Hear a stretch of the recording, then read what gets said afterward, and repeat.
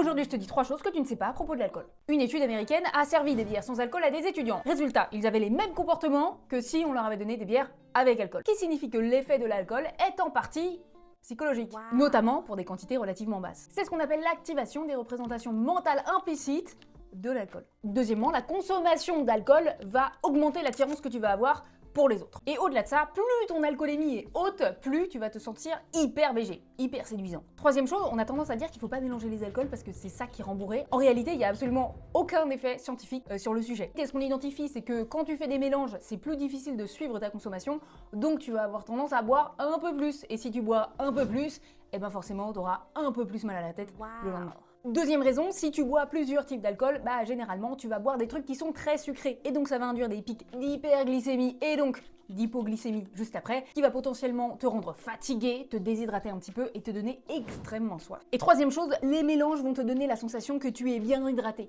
que tu n'as pas soif, parce que tu alternes entre les textures, entre les goûts. Du coup tu bois moins de verres d'eau entre tes verres d'alcool et donc tu te sens moins bien le lendemain. Maintenant tu sais.